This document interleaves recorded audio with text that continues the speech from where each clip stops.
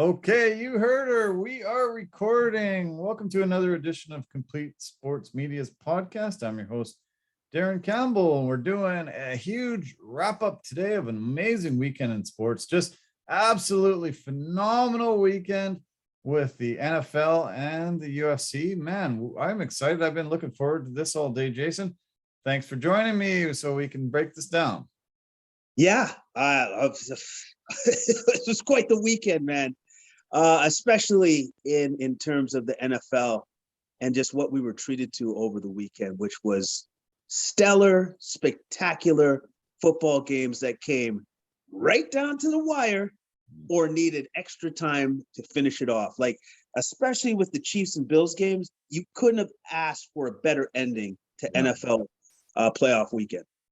Yeah, that was one of those instant classics, absolute barn burner for the teams to score 25 points in the final 2 minutes, trading the lead back and forth and putting it into overtime. The only thing that I can complain about that is overtime sucks in the NFL. It shouldn't be decided on a coin toss. Whoever wins, usually, when you're dealing with teams with this elite skill, they've won the game. They should have an opportunity to both have the ball. If they both score touchdown, they both score field goal, then you got a second overtime, great. I just don't think that it was kind of a fair way to do it. College does it differently, the CFL does it differently. There's a lot of rules. Like NHL, they have a different overtime in regular season compared to the playoffs. I think they got to change it. It just left a sour taste in my mouth, and I'm sure in lots of Bills fans' mouths, and a lot of people that wanted more. It was like, give me more of this action. Come on, this is amazing. Yeah, I completely agree with you, because literally the game was decided off the flip of a coin. Yeah. All right. And now if Allen had picked heads instead of tails, I will say this right now: the Bills do exactly what the Chiefs do. They march down, they score, and the game's over, and the Bills win. Yeah. Like, it came down to whoever got the ball first in overtime was going to win that game, and that's exactly how it played out. I heard people saying that, hey, there's two sides of the ball. The Bills could have flexed their muscle on defense and stopped them, and then got the ball back. But defenses are so hampered in the NFL now. You touch a guy, boom, you get a penalty. You wave at a guy, you get a 15-yard taunting foul. There's just so many things against the defense. They want high-scoring games, obviously, with the way the rules are, that defenses really don't have much of a shot to shut down teams with these kind of weapons. Yeah. But also, too, let's be honest here. Those two were on such a roll for that game that no defense is going to stop them. Yeah. And like, as far as I'm concerned, they were next level, next dimension quarterbacking, both of them. Yeah. They were on like another plane of existence when it came to quarterbacking.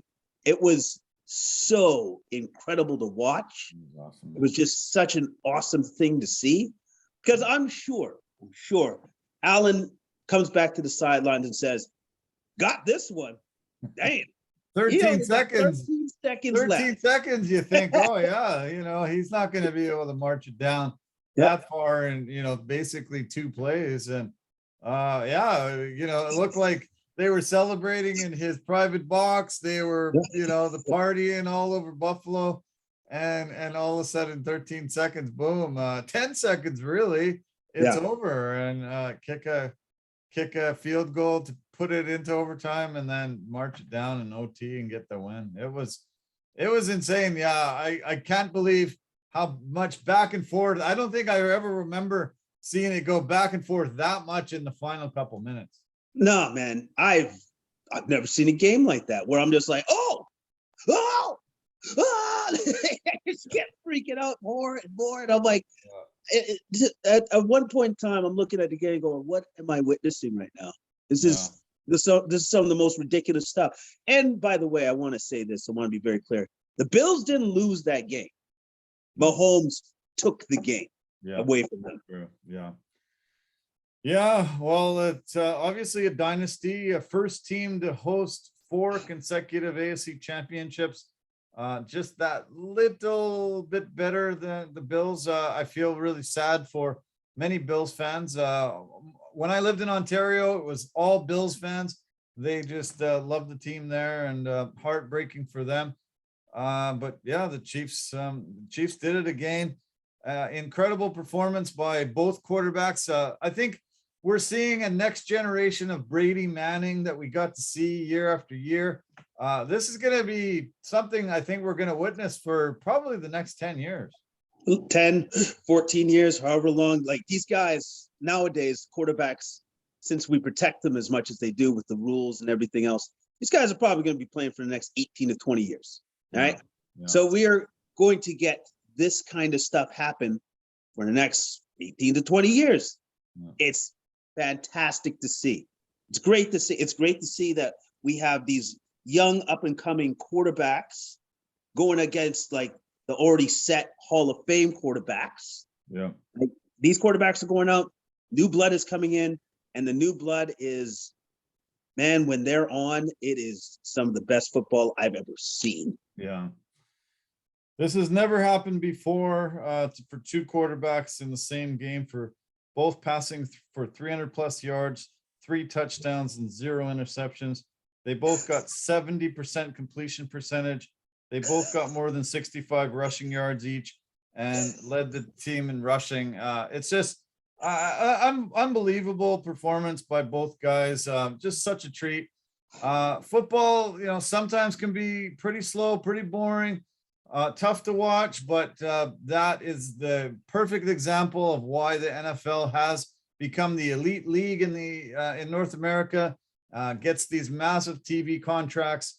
I sent you a text on the weekend that I heard 91 of the top 100 shows on TV in 2021 were NFL games. 91 of the top 100. So games like that are going to just bring so many more eyeballs. And everybody that watched that game had to come away from it going, holy cow, that was fun to watch. And that's why they're the king of the professional sports world. Yeah. That's why. You see games like that are just so intense, exciting, edge of your seat stuff that you're just like, oh my goodness, I need more of this in my life. Yeah. Yes, if you're one of the fans from either team, you're like, my heart, I don't know how much my heart can take. But at the same time, it was incredible to see. It was absolutely incredible to see. Like even with Davis, losing team. Wow. Broke records for receiving touchdowns, 4 touchdowns, over 200 yards receiving. So you think to yourself, oh, that guy probably won. No, he didn't win. Yeah. I know. I feel bad for the guy, absolute legendary, historic game, getting over 200 yards, 4 touchdowns. Really not one of those top guys that we would talk about going into this game, and to be able to emerge and have just one of the games of his life and games, ever for a guy. But because he's on the losing side, we're not really chatting about him too much. You're not seeing him all day on TV and hearing about him on the radio. He becomes a footnote because they lose. Yeah, exactly. And then the guys that are not footnotes from the winning side, Travis Kelce, Tyreek Hill, the Cheetah, those 2 guys have been doing all year. And the one touchdown that Tyreek Hill had was ridiculous. Wow. It looked to me like, it reminded me of when I used to play Tecmo Bowl back in the day. And I just take Bo Jackson and be like, run around, like run around and then run it in for a touchdown. That was Tyreek Hill. His speed is next level. Yeah. Next level speed that I've never, it looked like everybody's going in slow motion. Those are really fast guys, by the way. And he just takes off like a jet. And he's out of there. Now that Usain Bolt's retired, he might be the fastest man on the planet, this guy. Well, I'm going to say this. It's either between him or Deebo Samuel. Yeah. I don't know. I think maybe Tyreek's faster, but not by much. Yeah. By much. No, that was incredible because he caught it across the middle. he still had to beat about 4 or 5 corners at safeties, and he still, weaved his way through them all and then just put on the Jets and gone. It was spectacular. Yeah, it was spectacular. Like, there were so many points for this particular game that were spectacular. Even Kelsey's catch in overtime. Yeah. He had to toe tap, secure the ball. The ball didn't move. Like, It was just like, I got this. We're going. We're going to AFC Championship. Yeah, those two guys. Mahomes is incredible, but to be able to have those two weapons, an incredible tight end and Kelsey, and then an amazing wide receiver in Hill. They just looked spectacular. Mahomes, earned his money and was huge. That touchdown that he scored where he had to dive and hit the pylon, just an athletic move that not very many guys on the planet can do. Him and Josh Allen, man, those two guys are incredible athletes. They get outside the pocket. They, be able to throw off their back foot across the field. They just are, just so incredible to watch. I just can't get enough of them. Yeah, and then also too, Josh Allen running over the defensive back, hurting him, going, yeah, that guy just steamrolled me. I can't get up right now. Give me a second. Like that. It was just so many impressive things. Even Mahomes, like sometimes he'll just use his trickery out there, sidearm some passes too underneath defenders. Like, wow, just wow, just wow. Yeah, no, it was incredible and really great that they put it as the last game of the weekend. Such a capper to great weekend. They had never had all 4 games so tight in the history of the NFL. I think the margin of victory, the lowest margin of victory, is 18 points between those 4 games. This one was only 15 points. All the other games were game-winning field goals as the time expired. This one, an overtime touchdown by Kelsey, and so fun to watch. Incredible. It looks like, definitely everybody seems to be favoring the Chiefs and the Rams going to the Super Bowl now. But why don't we talk about some of the other games as these guys were getting in? The Rams were absolutely massive. They were able to just stomp on Tampa Bay in the first half and really looked like this was going to be an absolute blowout. But all of us that have been watching the NFL for the past 20 years know that you can never count Tom Brady out. And, all of a sudden you start thinking about that 28-3 game Super Bowl where they were able to come back and beat the Falcons. They did come back. They absolutely had everything go their way and somehow came back and tied this game, but left 43 seconds on the clock.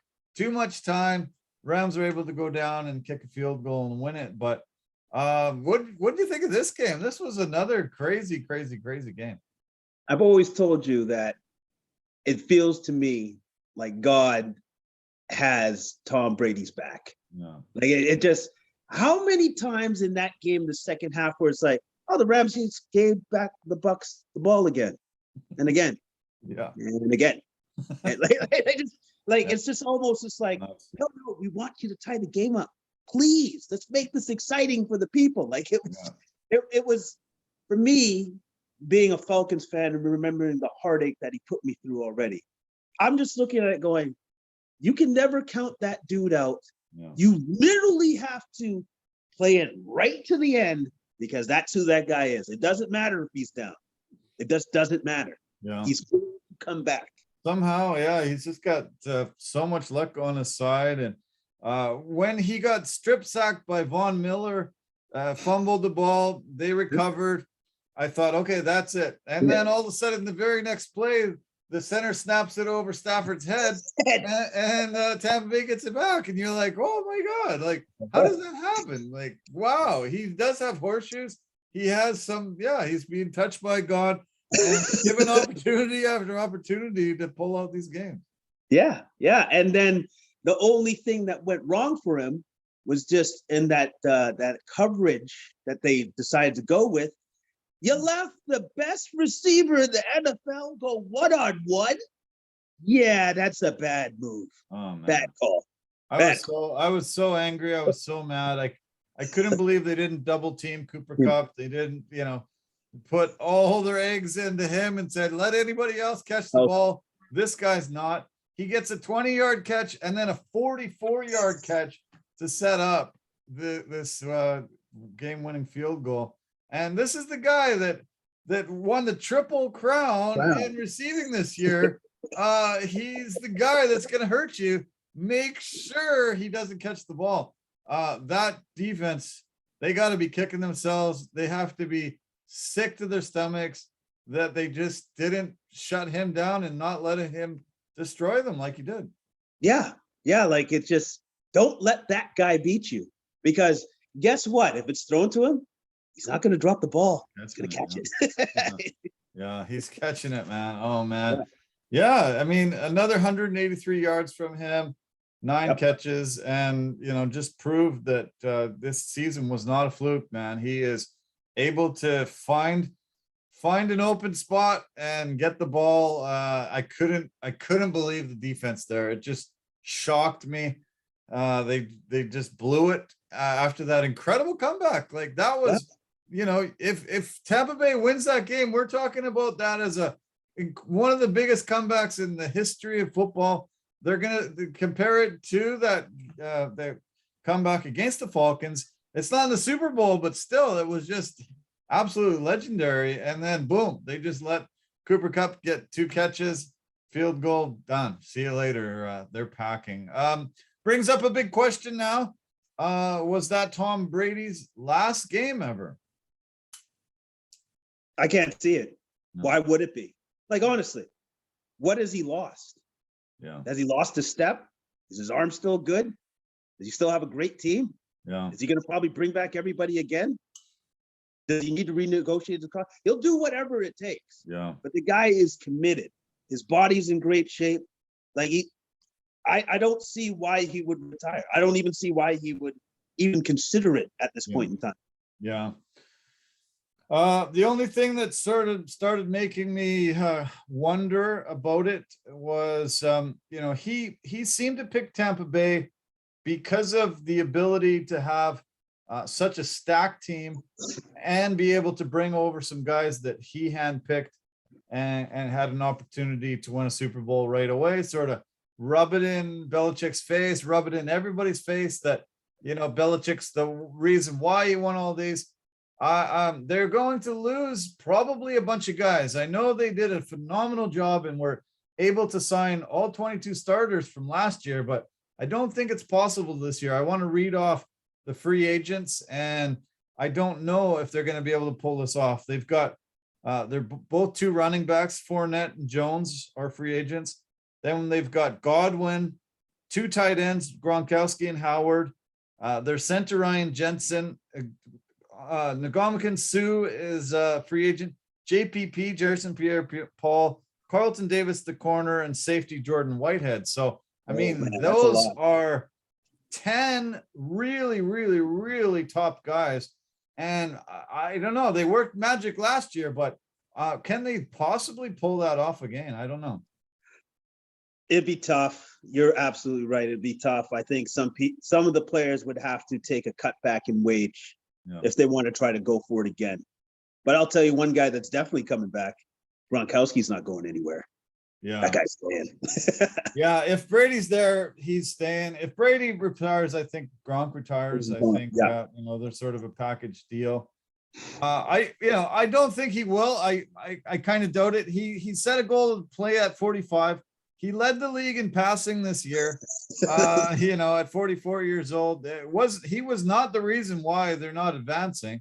They did have a tough first half. The Rams defense front line was really dominant. They were pressuring the hell out of him. Donald was in there. Von Miller was in there quite a bit, really not giving Brady a lot of shots. But once they figured that out, an incredible second half and great performance by Brady. I really can't fault him for this loss. No, I can't fault him either, because they came back. They forced turnovers from the Rams side of the ball. But I do want to mention Donald was a monster. That dude is just a monster. I think personally he's the best defensive player in the league.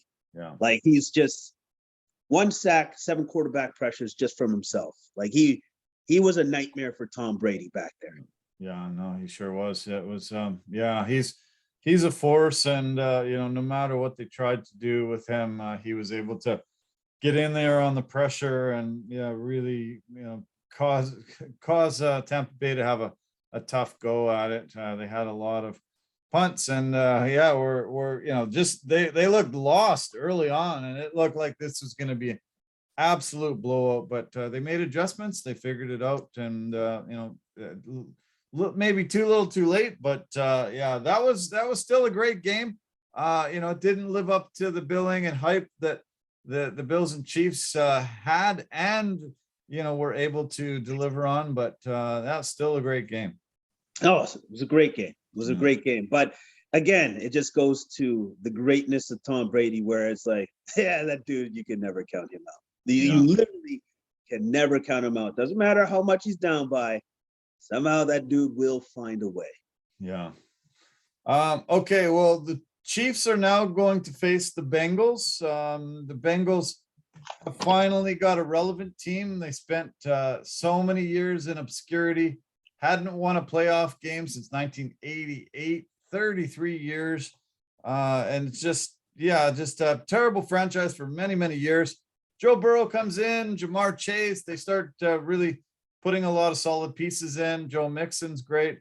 And they were able to upset the number 1 seed. Saturday was really wild with both number 1 seeds going down, losing at home, and the Bengals were the first ones to do it.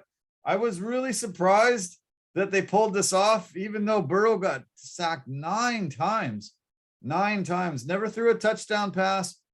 They were able to pull out a win against the Titans, though. The one thing he got sacked 9 times, Burrows. Like the Titans front line was on him all game. Yeah. But the one thing that Burrow didn't do better, he did it better than Tannehill. He just didn't throw. He threw 1 pick, but he didn't throw 3 like Tannehill did. And I'm telling you right now, that was the difference in the game. Yeah, that was the difference. That was a difference. Yeah. I found it hilarious when I realized after the 2 games on Saturday that there was only 1 touchdown pass thrown in both games. And who threw it? Ryan Tannehill was the only guy that threw a touchdown pass, and he was the worst quarterback out of the 4. But 3 mistakes by Tannehill really, really, really was the difference in this game.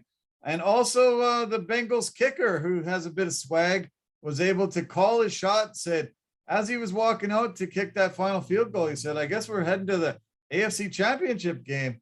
And they were all like, oh, yeah. And he's like, oh, yeah, boom. And he kicked it 52-yarder to do it. This team has young guys with a lot of swag, and they're kind of fun to watch. Yeah, no, and I love the fact that Burrow was the one to tell that story. Yeah. I love the fact that it's the quarterback that says, no, I love this guy. I love this kicker. I love his confidence, his swag. He's not going at it like Manning with his idiot kicker and Vanderjack. That's not their relationship. No. Yeah, exactly. That's a good one to bring up. Yeah, that's funny, but no, they seem to get along, and good relationship there. This is an interesting stat. The only quarterback to ever win outside of Burrow, when he just did this, to win after being sacked 8 times or more, was Donovan McNabb back in 2003. I don't know how he was somehow able to pull it out. You look at his stats, 350 yards passing. Wow, pretty damn good day. But Titans defense was great, but just not enough. They weren't able to generate much. I was thinking that maybe Henry just didn't quite have it. They gave him the ball 20 times, 62 yards. It just really wasn't the Derrick Henry that we know. Yeah, he did have his 1 touchdown, but at the same time, I thought the Bengals did a great job of bottling him up. Yeah. A fantastic job of bottling him up. And obviously, I think there was a little bit of rust there. Yeah. He hadn't played for a long time. But at the end of the day, that's still one of the biggest running backs in the league that you have to stop. Yeah. And they did that. I think they probably should have realized that he just didn't have it. He just wasn't explosive, and they should have gave it to Deontay Foreman. He had 4 carries for 66 yards.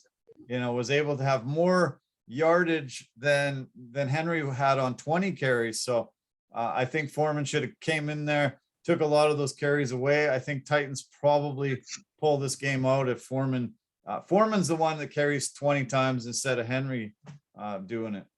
Yeah. It's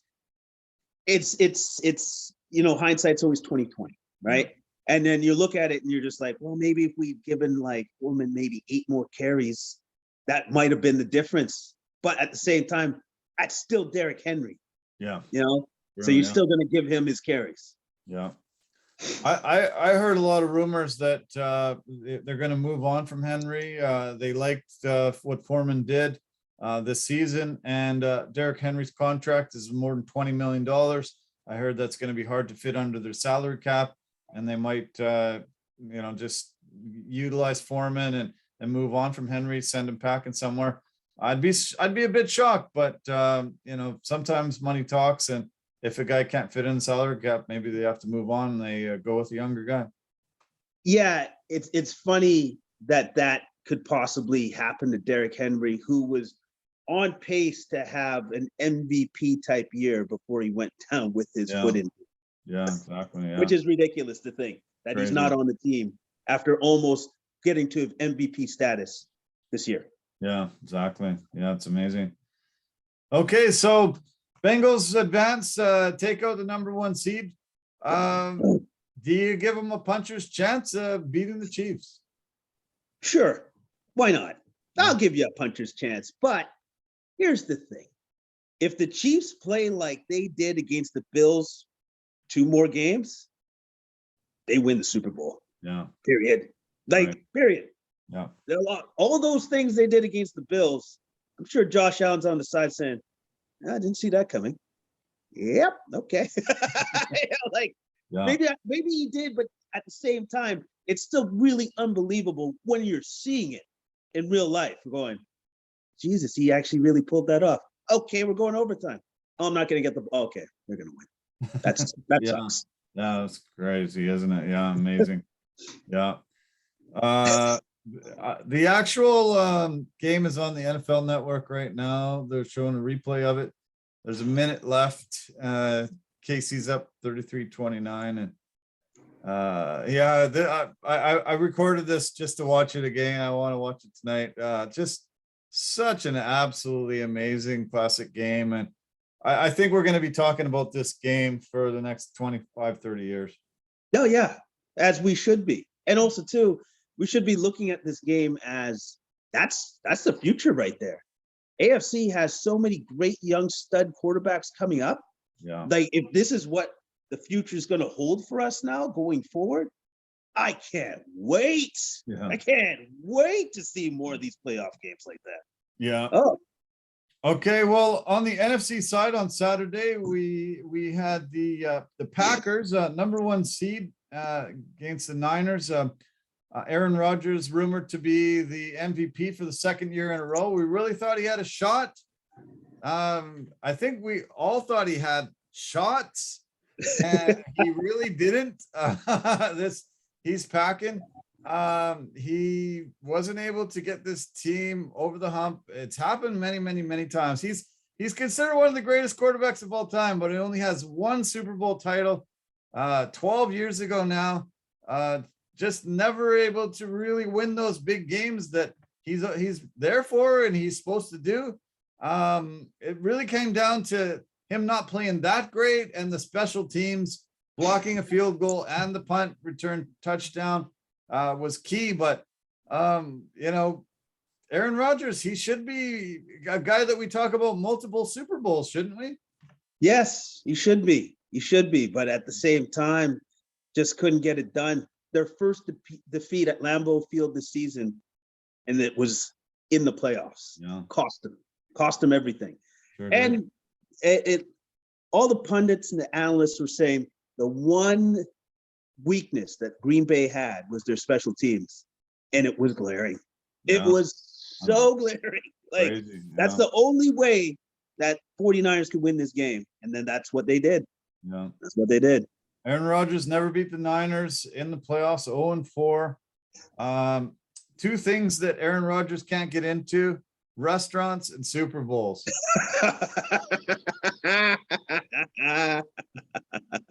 Good one. Good one. Lots of comments on social media over the last day and a half, couple days here. A lot of guys rubbing it in on him. This vaccination thing hung over him for a lot of this year, and yeah, he's sent home again. Really quite shocking. Do you think that was the last game we're going to see him in Green Bay? I think it's highly likely that it will be the last game that he plays in Green Bay because of all the circus and the hoopla at the beginning of the season.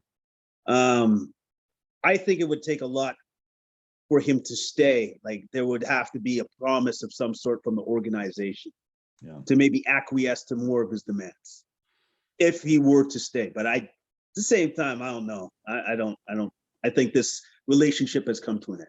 I was shocked to see that they are currently $44 million over the cap without Devontae Adams under contract. So you're looking at 25 million for Adams. Aaron Rodgers makes about almost 50 million now, 48 million or something like that his contract is. So if they move on from Rodgers, Adams goes with Rodgers wherever Rodgers goes, then they can start grooming Jordan Love and going forward in a new way. I think it kind of doesn't make sense, but it makes sense, sort of the way the salary cap works and the animosity and things that we've seen with Rodgers in this organization. He seemed to patch it up as the season progressed, but it seems like probably that'll be the last game we see him play there. Yeah, I think so too.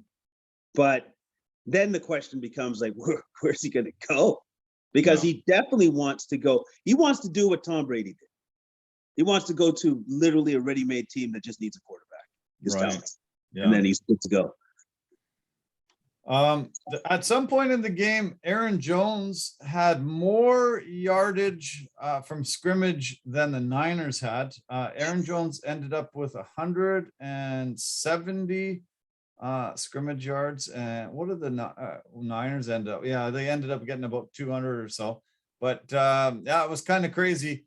Can you believe that the 49ers are one game away from making the Super Bowl 2 out of the last 3 years with Jimmy Garoppolo, who really doesn't seem to have it, and they don't seem to trust him enough to play, but they're really on the cusp of going to a Super Bowl again. Yeah, it's kind of amazing. It's kind of amazing that this guy, who you kind of trust but don't really trust, is on the cusp of, again, having his team go to a Super Bowl. Like, it's impressive. But I would say this, for this particular game, the 49ers team won in spite of Jimmy G. Yeah. They did. They won in spite. Yeah, early on, I was really shocked, though. There was some seriously bad drops from his receivers. You could not blame him on both the first 5 passes. George Kittle even had a really severe drop. I was really blown away how he was getting the ball delivered into their hands, and they were just somehow butterfingers dropping the ball. It was pretty tough. And then after that, it just seemed like, let's just run the ball. We're not going to put it in Garoppolo's hands. He only had 19 passes in the entire game and threw a pick. And it just seemed like the confidence was lost. But early on, it wasn't his fault, in my opinion. No, earlier on, it wasn't his fault at all. Like that's on the receivers. Yes, I realize that weather probably had an element to play in that, cold fingers and stuff, but at the same time, you're professional. Ball's in the air, you got to catch it. Yeah. Got to catch it. It's crazy how good Green Bay has been at home. They were, like you said, 8-0 this year, hadn't lost at all, 22-2 over the past couple seasons. Since Matt LaFleur took over in 2019, they're, second most in points per game at home, only third most in allowing points. Green Bay is tough on, especially teams that come from the West, like the Niners do, not used to this brutal cold, but they just weren't able to overcome their special teams problems. And man, especially that punt block from the end zone, everybody's looking around. Where is it? Where is it? Boom, falls into the Niners' hands. They scored a touchdown. That was just, that was a difference really in this game between the two teams. Yeah, that was the difference. Justin Smith with that huge block. And then also too, I love the fact that they figured out with Deebo Samuel, you just got to give him the ball. Yeah. And any sort of capacity that you can give that man the ball, you give him the ball. Like even when he had the kickoff return and he had that huge gain, which led to a field goal score. Yeah. Like that's what that guy can do for you. Yeah. And I love the fact that they've been creative enough to say, okay, we're going to get you to run the ball. We're going to get you to catch the ball. We're going to get you to do kickoff returns. They'll probably get him to do punt returns too in the next game. Yeah. Whatever it takes, just got to get that man the ball. Most people are picking the Rams to win this, but the Niners have beat the Rams a couple of times this year. They seem to be the Rams' kryptonite. They beat them 31-10 early on this year, and I was like, man, how do the Niners keep doing it? This interdivisional rivalry seems to be very real, and somehow the Niners seem to have the Rams number. Yeah, somehow that seems to be a thing. Like, I never would have thought that Jimmy G is going to outduel Matt Stafford. He has. So, with that being said, maybe this is the 49ers' chance. It's like, oh, it's great. We're playing the Rams. We got their number. But you know what? That's why you play the game. That's why you play the game. And the Rams seem to be trending upwards right now. They really did. Yeah, that's true. Yeah. And that game on January 9th, just only a couple weeks ago, Jimmy G had, it was 23 for 32, 316 yards and touchdown, threw 2 picks, but still had a good day. Eli Mitchell had 85 yards rushing. Deebo had 45 yards rushing and 95 yards catching. And Ayuk had 107 yards on 6 catches. So, they won 27-24 in overtime. Second defeat of the Rams this season. So, I'm giving them more than even a puncher's chance. They really could upset the whole entire thing and go to the Super Bowl again. Yes, they have proven that they can beat this team. They have the capacity. Now, can they do it? I guess we'll find out this weekend coming up, but it's going to be a great game. They're both going to be great games. Yeah. It's been since 2010 that the number 1 seeds have both been knocked off. That happened. The Jets beat the Patriots and the Packers beat the Falcons. And that was the year that Aaron Rodgers won his lone Super Bowl. But this has been such a crazy year. Just so many upsets, so much craziness. We almost saw all 4 visiting teams, lower seeds, winning this weekend, 13 seconds away from having all 4 of those teams. Why are we seeing such craziness this year? COVID, pandemic. I would say that's a huge factor in the parity this year. Having your stars out, or having just your head coaches out and all this other stuff. I think it was a great equalizer for teams. Yeah. Top end teams, lower end teams, middle teams. COVID equalized a lot of things. Patrick Mahomes, 8-2 playoff career record, and if not for Brady, he'd probably be undefeated. Just insane. I'm really excited to see Patrick Mahomes for many years, and I hope we get to see a lot of these AFC top battles. Man, that was a pleasure. That was why we watch NFL football. I'm frustrated by the NFL. Many of the rules are really bothering me. Many of the things that they're trending towards, it's turning me off of as a fan. But when I see games like that, I remember this is why I watch the game. Yeah. And then also too, I think the organization, the Chiefs organizations go, what a deal. You only have to pay that guy $500 million? That's a great deal. Yeah, no kidding. No kidding. Yeah, exactly. There was a lot of talk about the Rams, about the Bills not doing a squib kick on that kick. They gave him the ball back with 13 seconds. Instead, they kicked it deep. No time came off the clock, gave Mahomes a chance to have those two plays. If they squib it down, it's, maybe taking 4, 5, 6 seconds off the clock. Were you surprised that they decided to kick it deep? I'm going to be honest. I'm watching the game. If I'm the head coach, I'm just like, yeah, just kick it. And then I think we're going to be good, because he had to go 60 yards. Yeah. He had to go quite a distance, but at the same, so for me, I can see where he was coming from. It's just like, oh, no. How are they going to do that? Like, how are they going to, but then you have to remember, Holmes is a little bit like Brady. Any time left on the clock is a problem. Yeah. It is just the problem. And so maybe if he had a chance to redo it again, obviously he does the squib kick and takes some time off. But even with that being said, who's to say then Mahomes just goes, okay, well, I'll just do one pass for 50 yards, spike it, and then he'll go anywhere. Yeah, right. Yeah. Yeah, I hear you. Yeah, he just says, okay, we need 50 yards. Hell, let's do it here. And so you can second guess yourself many times, but he probably would have pulled it off with 2 seconds left somehow, Yeah, like that, but that's who he is. And that's who both quarterbacks were in that particular moment in that game. They were so on point. They showed the fact that it's like, oh yeah, we're both future Hall of Famers. This is why. Yeah. This is why. So no more Saturday football, no more Monday football, no more Thursday. We've only got Sundays left. Next weekend, Bengals Chiefs early game, noon. Rams 49ers noon Pacific time, 3:00 Eastern, 3:30 Pacific, 6:30 Eastern for the Rams 49ers. I don't know. I think it's going to be Rams Chiefs Super Bowl. Second year in a row that a home team gets to be in their home stadium for the Super Bowl. That could give it a bit of an advantage, but can we bet the house on the Chiefs yet?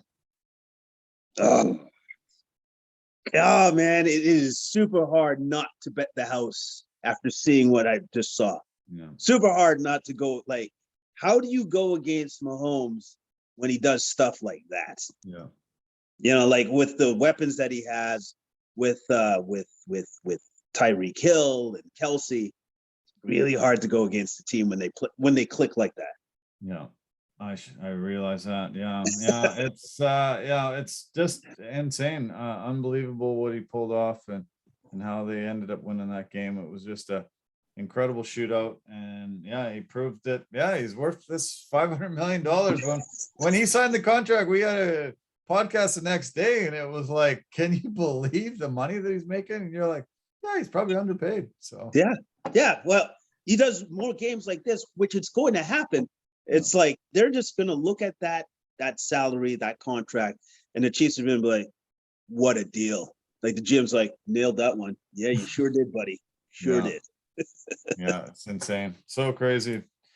Yeah, so I can't wait. It's going to be fun to watch championship Sunday coming up. And then I guess 3 weeks from now, we've got the Super Bowl.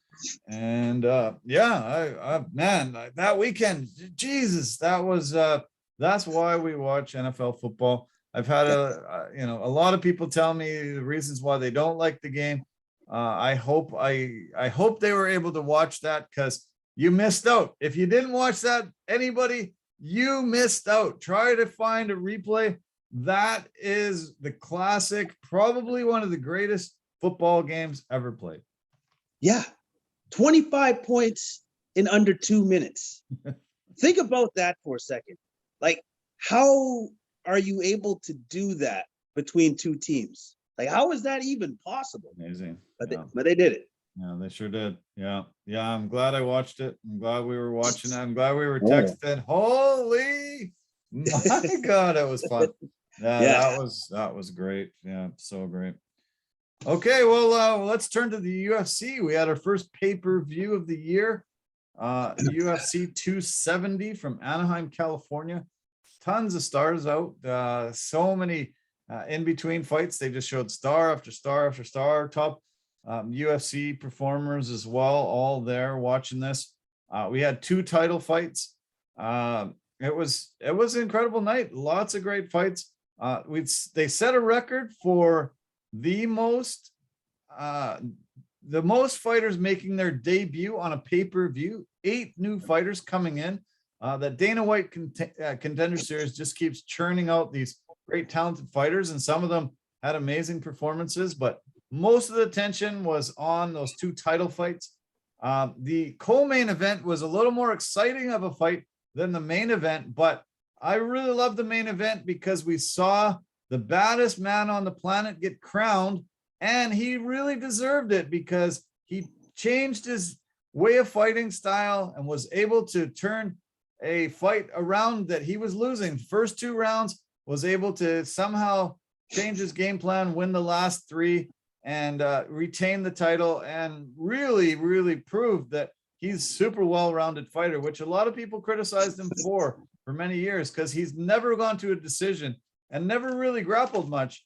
It was a great performance by Francis Ngannou retaining his heavyweight title. Yes, it was a fantastic performance, especially when we heard his injuries that he was suffering going into the fight. Completely torn MCL, I believe. Yeah, amazing. Which is, you're like, okay, usually you don't want to fight a championship fight like that, but he did. Yeah. And then on top of that, the one thing about Cyril Gane that I'm just always amazed at, he's got this incredible ability to make you fight at his pace. Yeah. He does that to every fighter. And again, I'm looking at the fight going, Ngannou's falling into his trap again. He's getting him to fight at his pace. Yeah. And then Ngannou goes, well, that didn't work. Gonna have to switch it up. We've never seen him grapple like that. But now that we have, he should probably do that a little bit more often since he literally is stronger than everybody else in the division. Yeah, why not, man? Once he slammed him, got him down. Gane was very unable to do a lot, and he was overpowered, hard to get himself off his back.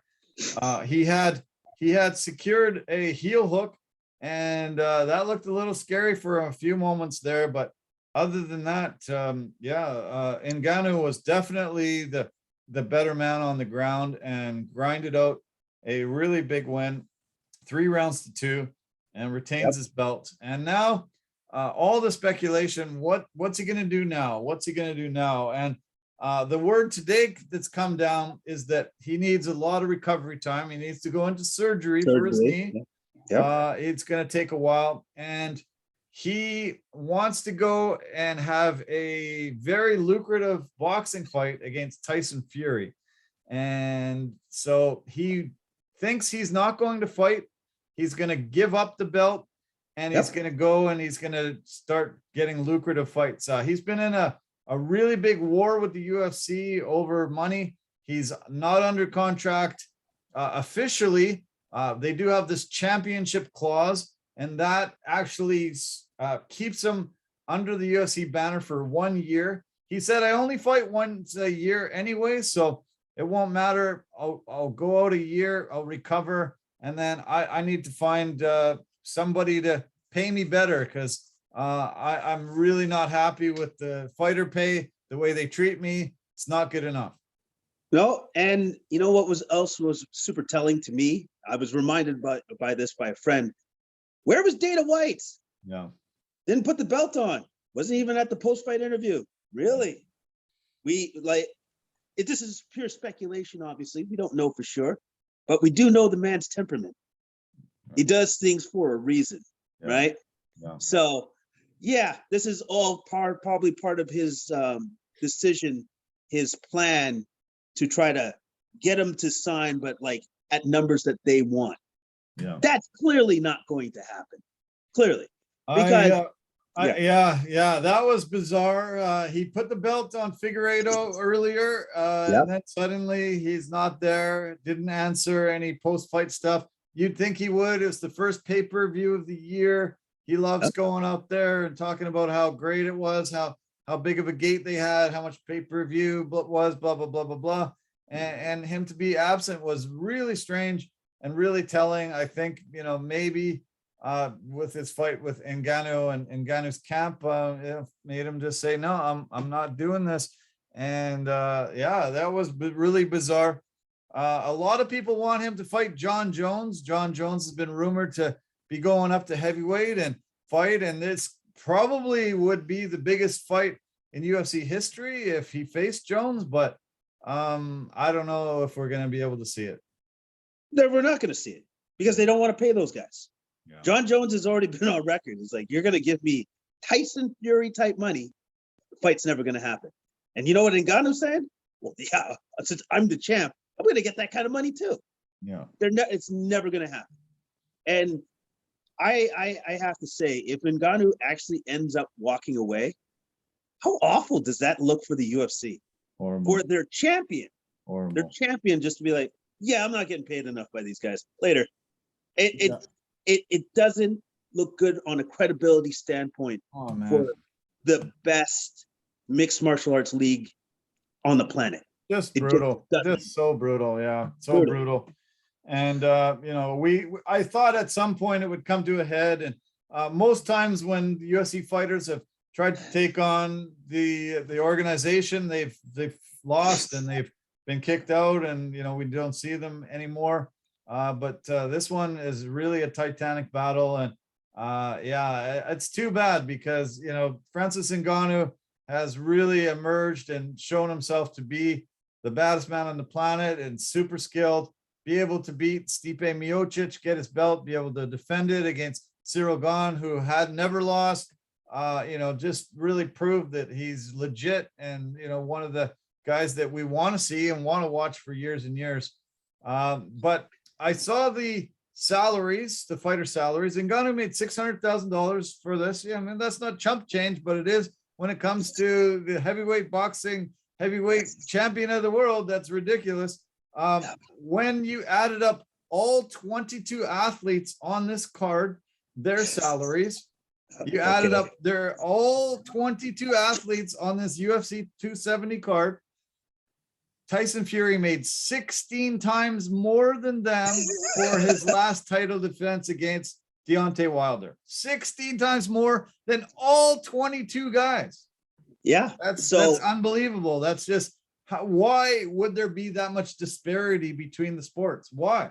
Well, I'll tell you why. Dana White's very good at his job. Yeah. He's very good at suppressing fighter salary. That's his job. He's very good at it. But now, because of the Conor McGregor factor, he opened up the door for these guys to go, oh man, I can actually make a lot more money than what I'm making right now. Yeah. And I love the fact that now the fighters are demanding to be paid more. Yeah. I worked this hard. You hear Ngannou's story? Yeah, there's a reason why he wants to get paid more. Yeah. Nobody else is going through what he went through in his life to get to the point that he's gotten to now. All right. Yeah. So he deserves that. He knows he deserves that. He's earned that. And if they don't want to pay him, that's cool. I think Tyson Fury does. And then if that fight is made after the year is done, now that the UFC doesn't even get a cut, that's all Ngannou's money. Yeah. Yeah. Yeah, it would be crazy for the UFC to pull this off, but yeah, it doesn't look good. It definitely doesn't look good the way it sits. Cyril Gane made $500,000 for this fight. I don't know what the pay-per-view percentage will be. I haven't heard the pay-per-view buys yet. UFC 269 that we just had it late in the year of 2021, had 500,000 pay-per-view buys. Since they switched over to ESPN Plus, where they're doing the pay-per-views, they've actually had a lot less pay-per-view buys because you have to buy a subscription first, and then you have to purchase the pay-per-view individually every time. And they actually just raised the price to $75 a crack too. So the pay-per-view buys have been less. So these fighters that are trying to recoup the lower amount of guaranteed money with this pay-per-view money on the top, they're just still massively underpaid and just not getting the money that the boxing has been able to supply. The Pauls, Jake Paul and Aaron Paul, have been able to, go out there and show that even farcical boxing matches and cards can, bring in lucrative amounts of money. It's really opened the eyes to, so many of these fighters that are at the top and say, hey, I might only have another few years left in my career. I better go just, make this great money. And, it doesn't matter if I lose, big deal. I'm going to get $30 million. Hey, that's worth it to me. Well, yeah, because I think Conor McGregor's actually said, this is to set up like my family, like my lineage, my family lineage. That's what this money is there for. And you're like, these guys are doing the hardest job ever. They put their life on the line. Yeah. They get to suffer injuries that are going to last them rest of their lives, like Daniel Cormier with his eye, Michael Bisping, or you tear your tendons, you break your limbs, like all of these things. Yeah. So yes, you should be properly compensated for doing all of this, because Dana White's not getting in the damn octagon to fight. No. It's these guys that are doing that. Yeah. So yeah, if they want to get paid more, they have every right to ask for more money. Yeah. Every right. That's true. Yeah. Yeah. I just actually thinking about that heel hook that Cyril Gane put on Ngannou. And if he doesn't have any ligaments in his knee, does it even hurt your knee? Like, it's true. Maybe if you don't have ligaments attached, maybe you're like, keep going, put the heel hook on me. It's never going to blow my knee out. I'm good. Yeah, because it's already blown out. It's already blown out. And it's just, I'm always amazed when you hear about it for some of the fighters that actually let the cat out of the bag and say, well, actually, I was dealing with this injury. Wow. How do you fight like that? Like, honestly, like, I know for myself, I've had serious knee injuries. I'm not getting in an octagon to fight somebody. No. Right? That's not happening. Yeah, that was really telling when he was wearing those knee sleeves, and you're like, oh, something must be wrong. He wouldn't be wearing those, I don't think, unless something was wrong. And supposedly some doctors recommended him not go there because they said it could have got catastrophic career-ending injuries, but he didn't want to, he didn't want to pull out. He wanted to keep at it. And you're stunned by the toughness of these guys week after week. And then you hear stuff like that, and you're just like, man, these guys are superhuman. It's incredible. It is incredible. But also, too, I understand why he made this decision, because now he's firmly in the negotiation driver's seat. Yeah. True. He holds all the power and all the cards. They can say whatever they want, but it's just like, well, at the end of the day, this is how you look and this is how I look. Yeah.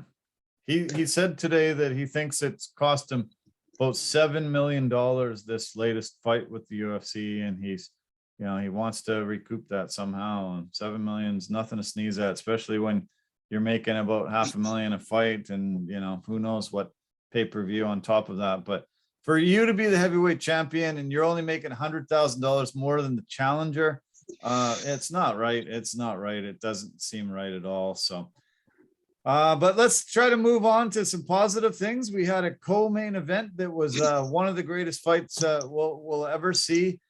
This was the third trilogy fight between Deiveson Figueiredo and Brandon Moreno. Brandon Moreno had become a super popular guy from his story, becoming the first Mexican champion. They had it in Anaheim, where it's just flooded with Mexican nationals and a lot of with Mexican heritage. He was definitely the fan favorite, but Deiveson Figueiredo ended up winning a decision 3-2 on the 3 judges' scorecards, and was able to retain his belt. 2-time champion now, and set up for a 4th fight, which has never happened in UFC history. And he said he wants to do it in Mexico, in Brandon Moreno's hometown. But man, I enjoyed this fight a lot. I love these guys. We are only a few years away from the UFC actually saying that they wanted to get rid of this division And we get to see, incredible action when these guys go into the cage. Yeah, it's probably a good idea that he didn't just mothball the division, because then we wouldn't have had fights like this with a fourth fight coming, which has to happen as far as I'm concerned. That has to happen because that's the rubber match. Yeah. Draw, Moreno wins, Figs wins. Yeah. So now you got to have the rubber match. And let's be honest, there's nobody else in the division that deserves the shot. True. There's nobody else. Yeah. It's got to be Moreno again. And even for me watching this fight, dude, sometimes the judges do have a tough job, because I was just like, I have no idea who's won this fight. I thought personally I thought one judge would have at least given to Moreno. I was wrong. Thought it would have been a split decision win, but that was as close as it gets for a unanimous decision. I think Figueiredo actually had the advantage just from his leg kicks, the investment in it. I think if anything that Brandon wanted to change about his fight plan, got to check those leg kicks, buddy. Got to check those leg kicks. Right. There was a couple knockdowns Figueiredo had. I think those were, the rounds were like razor thin. All of the rounds were razor thin, but in boxing, you get a knockdown, it's 10-8 automatic. UFC, that's not the case. They were flash knockdowns, but to me, it's a knockdown's a knockdown. I think, you got to go above, anything else really that's happened in that round. When you get a knockdown, to me, that should give you the round. He got two of them. He had another round that I think he was a little better. So I had him going in 48-47, winning this. I know a lot of people had Moreno, and there was a lot of boos in the crowd, partisan crowd for sure, but man, it was razor thin. I can't wait to watch it again. And I can't wait to watch them all again. I watched bits and pieces going into this weekend, but these guys are just so evenly matched, and it's so fun to watch. They scramble, the movements that they can make, the just ability. They both can knock each other out too at this weight class, which is really amazing. Just super, super great that these two have been able to be matched together, and we get to see 4 of these, hopefully, it looks like. Yeah, and the other thing that I noticed in this particular fight, Moreno's power really showed up. Yeah. Like, and it displayed well against Figueiredo's power. Yeah. Like, I was super surprised by that. True. But the other thing that I was very happy to see is Figueiredo's finally figured out his diet. Yeah. Because he was on point. Yeah. He was not like severely dehydrated. That was as good as we've ever seen him. And so for that fourth fight, when it does happen, he's just going to have to do the exact same thing again. Yeah. How much do you think Henry Cejudo helped Deiveson Figueiredo being in his camp, in his corner? I know a lot of people have problems with Cejudo, but double champ and being able to come in and figure out what the plan of attack was. To me, it was huge having him part of this camp. I think what Cejudo brings to the camp for Deiveson is championship mentality. Nice. I think that's what it is. I think he brought that to the camp so that Deiveson really took that all in and knew it's like, no, if you're the champion, you got to walk, got to talk the talk, but you also have to perform. Yeah. And I think like with the little subtle tweaks that Cejudo obviously brought to his fight camp and stuff, I personally think that Cejudo is a really good coach. Yeah. And I think that's what he's going to get into sooner than later, unless, because I know that he's trying to kind of sneak in and maybe get a quick title shot. But since Uncle Dana's in charge, you don't like doing that. It always has to be by his rules, right?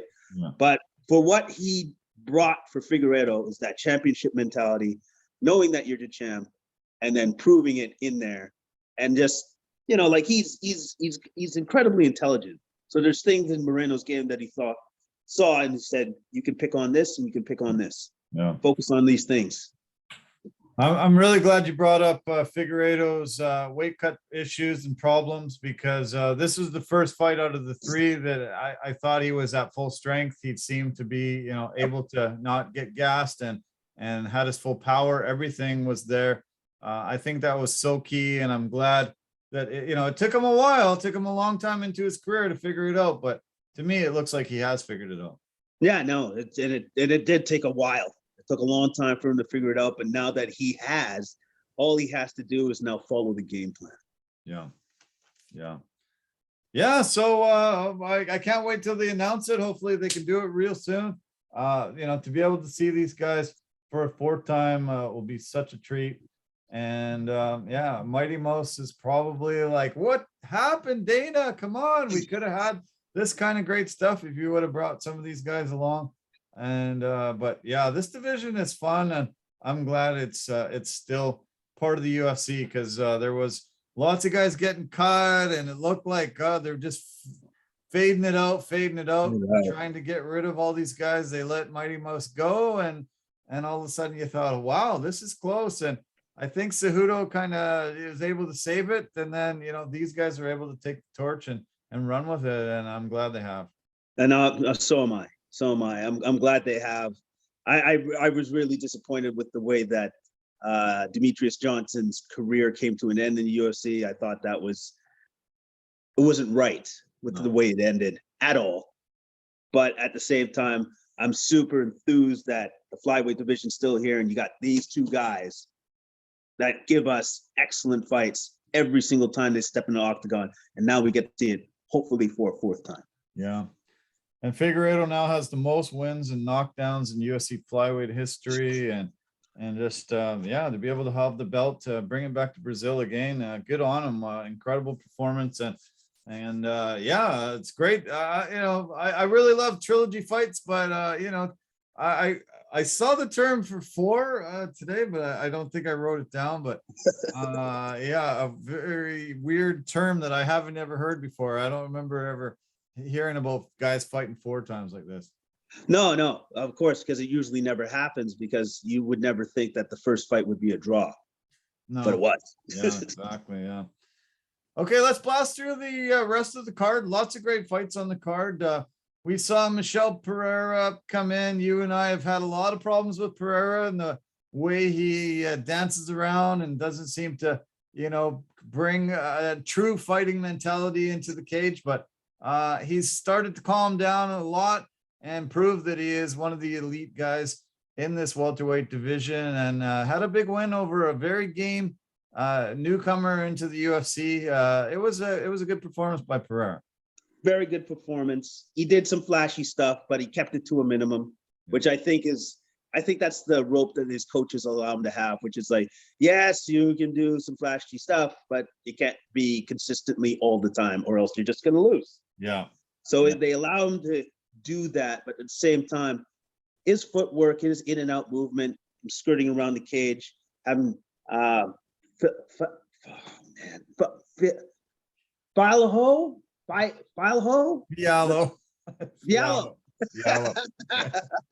Said it like a real American there. So Fialho, like, he had to chase him down the entire time, and I think Pereira actually set up traps for him, had him walk into stuff, especially some of those leg kicks to the body. Nasty stuff. Nasty. And the one thing that Pereira was an advantage for him in this fight was that he only had to worry about the man's hands. He wasn't throwing anything else. Where Pereira was throwing knees, elbows, hands, leg kicks. He had a more diverse striking attack than Fialho. Yes, than the other man did. 4-fight win streak now for Pereira, and I think he's going to start seeing quite a bit of the elite. I thought Fialho had a really good shot. He was a really good boxer, started boxing at 3 years old, really spent a lot of his early career in AKA and all those great champions out of there. He moved down to Florida and Sanford MMA, which has produced a ton of really good fighters. UFC debut. I think we're going to see some good things out of this guy, but Pereira was the better fighter on this night. Okay, the bantamweight fight between Nurmagomedov and Cody Stamann was one side of the fair, just immediate submission by Nurmagomedov, and nobody has made Cody Stamann look that bad. This was crazy fast and just lethal in a strike there. Boom, over quick, shocking fashion. shocking fashion. From the limited amount that we did get to see him, he was better on the feet, caught him coming in. And then once he shot, because he's like, okay, well, can't stand with this guy, immediately locked up the guillotine choke. Yeah. Like it was so lightning fast. And with the way that he locked it up, there was no you gutting it out. It was you going out. And that's it. Yeah, no, it was just massive, immediate tap, and Frank Trigg had to pull him off. Just a flawless performance, just obliterated. Cody Stamen is no joke. He's fought really good fighters. He's fought Aljamain Sterling, Merab Dvalishvili, Song Yadong, a lot of really talented fighters, and Cody Stamen, just was overmatched and blown away in this one. The Nurmagomedov, that name, we saw Khabib come in and become one of the greatest of all time, and I'm looking for really incredible things for Saeed. He looks great. Yeah, he looks great, and no relation to the other Nurmagomedov, but same results though. Yeah, really good fighter. I was really happy to see Frank Trigg there. He was a longtime UFC fighter, and he is only the second former UFC fighter to come back and be a referee in the UFC. Can you name the first? No, but I did want to mention something. It looks like he's been really enjoying his time off.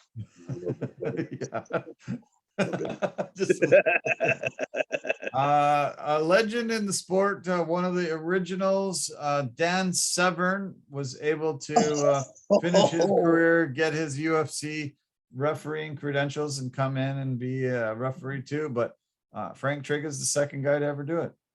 Yeah, and he did well. He did really well. I was really impressed. Super surprised when he walked in, though. I was just like, "Wait, is that Frank Trigg? Really? Oh, okay, right on." I know. Yeah, I was feeling the same way. I remember seeing him on one of the fight nights a while back, but I had pretty much forgotten. All of a sudden, I'm like, "Holy cow! It's Twinkle Toes." Frank Trigg comes in. There he is, and he refereed a couple of the fights that night, and he's a legend in the sport. He was always very critical of refereeing, and most times when people are critical, you're like, okay, do something about it, and he has. And I expect very good refereeing out of a guy like him. I do, and also too, I expect, which he's shown already, that he's going to give those fighters all the chances in the world before he stops the fight. Yeah, I can't wait to talk about him in the other fight where there was 4 knockdowns and a few others, and he just kept letting the guy go. It was pretty good. I'm a fan of when they don't call it too early. Yeah, no, I am, because as a former fighter, he knows I want to have every sort of possibility to win this fight, even if I'm getting my ass handed to me. I want the possibility of trying to win this fight. So just give me a chance. UFC 270 had a lot of fall offs. There was a lot of fights that didn't make it to Anaheim and happen. One that was canceled just the day before. Ilya Topuria was supposed to fight Charles Air Jourdain, the Canadian. He was actually a replacement fighter for Movsar Evloev, who withdrew with an injury, but that fight was supposed to be on the main card. It fell off, and so Trevin Giles and the newcomer Michael Morales ended up on the main card. Didn't know much about Morales. He came through the Dana White Contender Series. Only the second fighter from Ecuador to ever make it to the big show, and actually had a really phenomenal performance. But I think the fight was called too early. Trevin Giles was intelligently defending himself. He was on his knees, but he was defending himself. And all of a sudden, the fight was called. I was pretty mad about it because I think it definitely would have lasted a lot longer, and it probably could have been a really good fight. Yeah, I was a little bit torn, to be honest with you, because I noticed when he got up right away, and he was protesting against the stoppage. Yeah. A little wobbly on the feet. Oh, you think? Okay. Yeah, I thought personally, little wobbly, not as much as I've seen before, but I could still see it. Okay. So I didn't notice that. at the same time, so I'm just like, yeah, could he have let it go a little bit more for Morales to really put like icing on the cake, so to speak? Yes, he could have. Yeah. Yes, he could have. That was Mike Belcher on the rough there, and he came in. Trevin overextended on a punch, and then Morales was able to land a shot, knocked him down, and then he was all over him really quick, trying to throw shots. But Giles was there. He was on his knees, and he was putting his hands up. He was moving. I just was really upset that it happened so fast. But Michael Morales looks so young, 22 years old, one of the youngest fighters on the card. But coming in undefeated, great performance, and gets a victory in his UFC debut. And I expect, that we're going to see a lot of him, because they love these young fighters. They love giving them shots and hyping them up. And I think in the welterweight division, we'll see him really soon. Yeah, they love giving these new fighters a chance and seeing them grow, seeing them cultivate. And also, too, I understand why Dana loves these young fighters. Not to pay him that much. Always a good thing. That's true. Yeah. Yeah. I think he made something like $12,000. So yeah, pretty rough. Not a lot of money for putting your life on the line like that. So, okay, let's just blast through the prelims. Another guy making his UFC debut was Victor Henry. Came in against Raoni Barcelos, and Victor looked really good, really impressive. He had the legendary Josh Barnett in his corner, and seemed like Barnett was really on him, and had him winning this great striking battle. Really impressed with this Henry coming in and on his UFC debut, facing a really tough fighter in Barcelos, and getting the victory in the decision. Yeah, facing a guy that's that good a striker. I believe Barcelos is in the same fight camp as Jose Aldo. Yeah, and you can see a little bit of the way that they fight is kind of mirrors each other. Yeah. And so when you mirror somebody like Jose Aldo when you fight, it's amazing that you came in and you beat that guy. Yeah, so I was super impressed with it. I was impressed with the in octagon things that he changed in the fight so that he could adjust the adjustments in the octagon that he made. Yeah, I was just impressed with the way that he carried himself and how his stand-up was against a man that's really, really good stand-up. Yeah, really good stand-up. No, I was really impressed. Incredible poise, very crisp with his strikes, and just didn't seem to have a lot of wasted movement. They almost they came close to setting a record for strikes landed in that division, and that bantamweight fight was great. Sometimes it's great when you see the early prospects, like I mentioned with Morales, but sometimes it's great when you see a guy come in. He's 34 years old, making his UFC debut, so he's paid his dues. He's fought a lot of guys on the regional circuit all over the world. Pretty incredible for him to come in and be able to make his UFC debut so good at that age.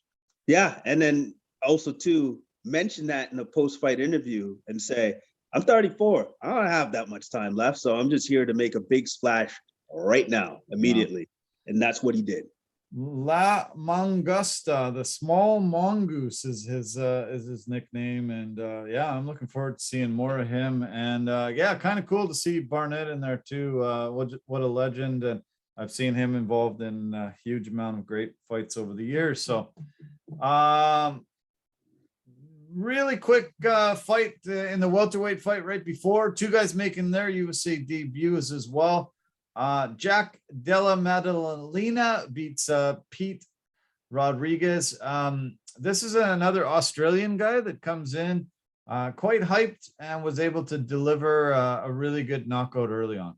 Yeah, Yeah, his boxing was absolutely on point. His jab was super destructive, destroyed Rodriguez's nose. And he looked like the bigger fighter, like the much bigger fighter in this fight. Yeah. Much bigger. Like he looked absolutely huge for the division. And he took him out, made it look easy. Yeah. 11 fight win streak now for Delo Mandova, and he lost his first two and was able to keep at it and has won 11 in a row. He said he had jitters and he was a little nervous going in, but he's like 50K, baby. This should have made me 50K. It didn't, but yeah, really good first performance by him. Oh yeah, fantastic first performance. He looked like his boxing was again on point, looked super crisp, and really didn't have to worry about too much coming back his way from Rodriguez. No, not at all. No. Okay, quickly mention Tony Gravely. Great battle over Oliveira, and Gravely looked great, really great. ATT, he's went down to Florida, American top team, has really been able to emerge as a great guy. Simone went for some guillotines early, wasn't able to secure them, and Gravely just kept getting takedowns. And what did he end up with? 11 takedowns in this fight. Obviously, that was the telling tale, and he was able to grind out a huge win. He grinded out a huge win. His wrestling took over.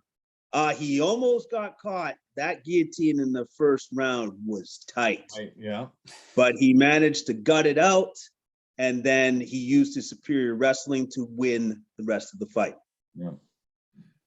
I think that puts him into a three-way tie for the second most takedowns ever. Merab Divashvili is the first all time. He had 13. And he was in the crowd too, watching. A lot of mentions about Merab over the course of the night. Kind of wild, but 11 takedowns. Yeah, you don't see that type of performance very often from a guy. So good on him. The fight that started the prelims was Matt Frivola, who was actually fighting for his UFC career, had come in off 2 straight losses, fighting a newcomer from the UFC who's coming in undefeated, Gennaro Valdez. And Frivola, man, did he ever put it on this guy? Knockdown after knockdown after knockdown. And we mentioned it. It was impressive performance.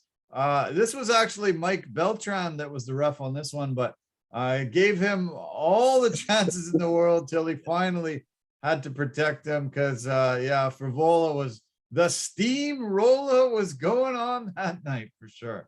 Yeah, how about this? The man fought like his UFC life was on the line. It was, and he brought that into the octagon and utterly demolished his opponent.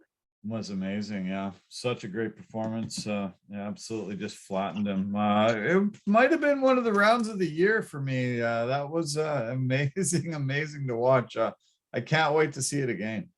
Yeah. He put it on him. He put it on him big time. Okay. 2 fights left. 2 female fights, a women's strawweight fight. Vanessa Demopoulos came in. Little Monster is her nickname. She's the former LFA strawweight champion. She was a exotic dancer up until only a few months ago. She decided to stop performing in the clubs and make her MMA fighting her full-time job. But exotic dancer, she's like, I think being on the pole actually helped me a lot in this performance. And yeah, great win. Way to come in and really show the world what you got. Yeah, instead of dancing like that, she decided I'd rather choke people out or punch people in the face. Good for you. Seems like that's working for you with that win. Yeah, pretty wild. Okay, and we had a Canadian come in short notice, her UFC debut, fighting a bit of a veteran, Kay Hansen, and Jasmine Judavicius looked really, really, really good. Utilized her reach advantage, her length, and got some takedowns, and really looked very impressive for her first fight in the UFC. Yeah, she was able to keep the distance well. Her distance management was great, and she looked fantastic in this win. Yeah. Yeah, so fun card. 2 title fights, incredible performances, a lot of debuts, as I said, set a record for 8 debuts. And yeah, it didn't look good with a lot of the fights falling off, but we were able to see a great card from top to bottom. I enjoyed it a ton. We've got a week off this Saturday, nothing coming up until the Jack Hermanson Sean Strickland fight on February 5th. February 5th is the next fight they have. We'll break that down next week. Yeah, that sounds good. But I'm super looking forward to the Strickland Hermanson fight. Yeah. Those are 2 very, very, very different styles of fighting between those 2 men. I am looking forward to seeing how that all plays out in the octagon. Me too. Yeah. Okay, let's finish it off as usual with the NBA. Tell me, some of the things that stood out to you this weekend from the NBA. The Warriors are sure having a lot of exciting games. One thing that just blew me away on Friday night, Steph Curry hit a game-winning buzzer beater, the first game-winning buzzer beater of Steph Curry's career. I was stunned to hear that was his first one ever. It was? I can't believe that. I know. Try to dig it up, man. Unbelievable. That to me was one of the most shocking things I had ever heard. No, of course, it's super shocking because we know how good he is. Yeah. We know how good he is. Yeah. And for the fact that was the first time he's done that, and I think he's been in the league for 12 years now. 13 now. 13. Sorry. Yeah. 13 years. I think it's just because the Warriors usually blow teams out and he's not, have the ball in his hand to try to sink a game-winning shot. They're usually way ahead of them. And it's crazy, but they've been winning a lot of tough games. They're still doing quite well, keeping pace with the Suns. They've won 3 in a row now, I believe it is. The Suns have won 6 in a row, and they've emerged as the top team in that conference, but Warriors is still hanging tough. Klay Thompson's still getting up to speed. They need Draymond back, but the Warriors had a few really good wins over the weekend.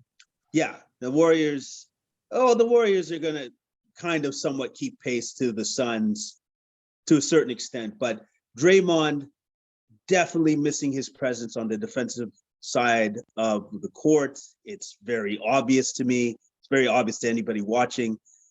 They're just not the same team without him being out there. They're just not. Yeah. They're just not. That's true. Yeah. The Grizzlies are still up there. They're in 3rd place in the Western Conference. Jazz played both the Warriors and Suns this weekend. Not too great. I think there's definitely showing a separation between those top teams and the rest of the West. Lakers are a dumpster fire as usual. You heard a crazy rumor today about Russell Westbrook. Yeah. The rumor is there. I can't believe this. Houston Rockets are actually considering taking him back and then giving the Lakers John Wall. It would be just a swap of contract money.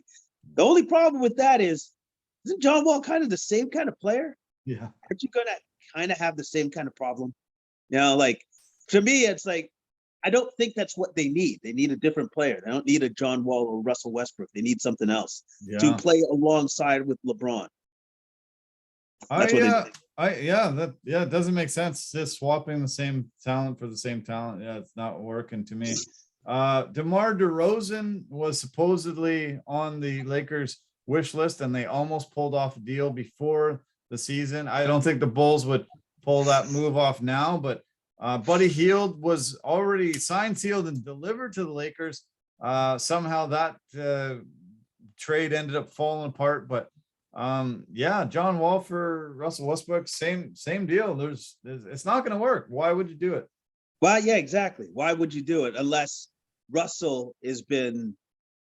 Well, I don't know how he is in the locker room, but if he's being a distraction, or it's just getting worse, or he's just not listening to the coaching staff anymore, and he's just kind of doing his own thing, maybe. Yeah. Okay, turning to the East. Pretty interesting to see the Heat back up on top. They had their amazing role in the bubble, going all the way to the finals. Had a down year last year, sort of middle of the road early in the season, but now they've emerged as the top team in the East. Are you surprised that they have finally pulled it together? Did it seem like it was inevitable to you, or were you worried about them? I was never worried about them. It's like, they added Kyle Lowry, like they added some really big fundamental pieces to an already great team. Yeah. Tyler Hero is playing out of his mind this year. Like he is playing some fantastic basketball. And now they're beginning to get people back, because I think Jimmy Butler just came back after suffering, was it a back injury or something like that? Yeah. And then, I think Bam Adebayo is still out, but he's scheduled to come back in the next couple of weeks here after having surgery on his thumb, I believe. So these pieces are coming back together again. And then they've also found like some hidden gems in Max Strus. Yeah. That dude has been playing unbelievable basketball. Yeah. Where did he come from? Don't know, but he's on the team. All right.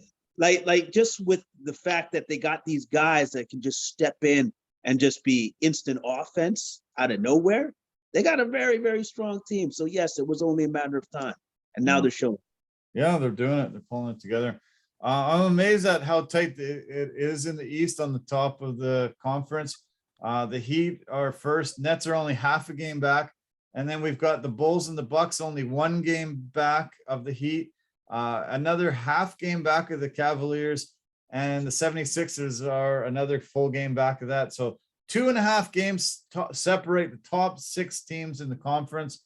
It's going to be awesome to watch this going all the way down through the stretch of the season. Yeah, it's going to be fantastic to see. Like the Eastern Conference obviously has more parity than the West, because the 2 top teams in the West are, well, the 2 top teams in the NBA period. Yeah. So, but the East, it's going to be a slugfest for those top 6 teams. Yeah, you're right. Yeah. There was a story that emerged over the weekend that has been quite surprising. A lot of people are giving heavy criticism to the NBA legend John Stockton. He came out with quite a few statements about him not wanting to wear a mask, refusing to wear a mask. He was kicked out of a Gonzaga University game, his alma mater. He said that he's against the vaccine, against wearing masks. He said that this is ridiculous. He said that between 100 and 150 professional athletes have died from taking the vaccine, he said. And I'm pretty sure we would have heard about that if that was true. Don't you think? Okay. 100, huh? That's a lot. Yeah. Yeah. I'm pretty sure I would have heard that on TSN or something like that. Somebody would have said, "Oh my goodness, the vaccine is killing people." Like, it would be a huge story. Yeah, I don't know if I've heard of one. Have you heard of one dying from the vaccine yet? Oddly enough, no, I haven't. Yeah, kind of odd. So there's been a massive backlash on these comments. Everybody's weighing in, and I don't know what's happened to John Stockton. I think he should have just kept his mouth shut. He was, always considered one of the greatest point guards of all time, one of the legends out there. And he's receiving a huge backlash and tons of criticism. You're going to have to look it up a little bit, viewers, yourself, Jason, everybody listening. It was bizarre. It was a rant that I just really was not expecting from him. I kind of knew that he was kind of going in a different direction once he started backing Kyrie Irving. That's why I was like, yeah, this is not going to end well for you, but sure, go for it. Yeah. Bizarre. Yeah, very bizarre. I was I was disappointed for him and his family because he's coming across as a little bit nutty and just I mean, you can be anti-vax, okay. You can, say masks don't really work, which sometimes they haven't. But to say that 100 to 150 professional athletes have died from the vaccine, where's the facts in that? Like, show me the facts and I'll say, sure, okay, you're right. But to me not hear one, I follow professional sports every day as hard as anybody else does. And I've never heard of one. If I would have heard of one, maybe I wouldn't have even got a vaccine. But to hear about zero and he's saying 100, 150 professional athletes have died from the vaccine, pretty shocking news. Yeah, because it seemed like he took a page out of who's that guy that was the president before? I always lied. Trump. He took a page out of Trump and just said, I'm just going to say crazy stuff. I'm not going to back it up with anything. It's going to be great. No facts. Yeah. So he did. No facts, no research, no nothing. I'm just going to say stuff. Yeah. Cool. Yeah, great. Yeah. I guess people get a soapbox and they can say whatever they're going to say, but don't be surprised if you get backlash from a lot of people. No, you should definitely not be surprised at that. Like, if you're going to say outrageous statements, usually going to have to back that up with some sort of facts or something, not just say it like that former president that you had. That you're clearly I can't wait to hear him, retract the statement or clarify, or I don't know, man. This is going to take on a really weird twist if we hear some more from him. No, I don't think he's going to clarify. He'll probably double down. That's what Trump would do. So that's what Stockton's going to do. Okay. All right. Well, I can't wait to discuss it next week after he doubles down. That will be amazing. Yeah, no, I'm pretty sure he's just like, no, I'm not backing off from what I said. I'm going to double down, going even harder. Okay. That's hilarious. Well, man, this was fun as always. Great to break down such an awesome weekend in sports. Just loved it. The football was legendary, unforgettable. I'm so happy that I watched those games and got an opportunity to see football played at the highest level like that.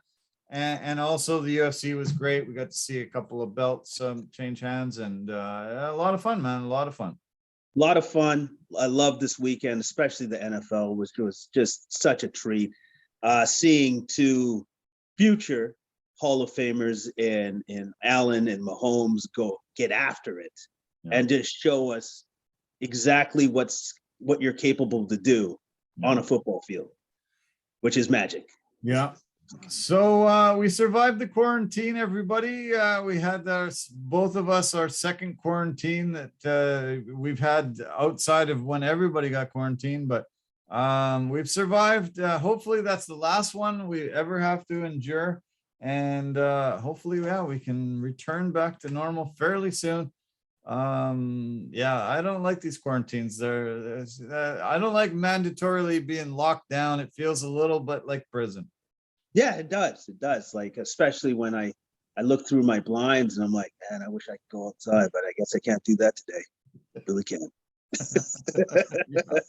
Not a good thing. Not a good thing. But yeah, I'm glad you survived. Looking forward to hanging out with you lots this week at work. And we'll do this again 1 week from tonight.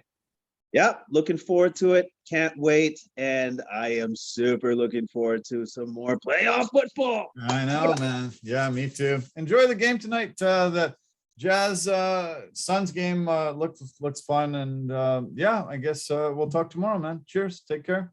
Yeah, cheers. Take care. See you tomorrow. Okay. Cheers. Bye for now. Okay. We've reached another end to another great podcast episode. A lot of fun, man. I'm telling you, if you have not watched these football games, please find them online and watch them, man. What a treat. Same with the UFC, great card. A lot of fun as always. Big historic day. In Vancouver, where I sit, the Vancouver Canucks have hired a female to be their assistant general manager. Really exciting news. Great press conference. I'm going to put a link onto the website, so go there, completesportsmedia.com. I want to thank our partners and sponsors. I want to thank anchor.fm, the easiest place to make a podcast. Just go to anchor.fm and you can do what Jason and I just did. For Barrow, the hockey equipment and apparel company, industry leader in technology, performance, and value, the 350 stick. Pampas and Possibilities, they design West Coast pretty things that they can make your house look awesome. And of course, Forever Living, the aloe vera company for health and beauty products. Find them all on our website, and you can purchase a lot of products at very great discounted rates. Love you guys lots. Thanks so much for all your support. Appreciate it as always, and look forward to seeing you very soon. Take care of yourself and have a great week ahead. Bye for now. Stay safe.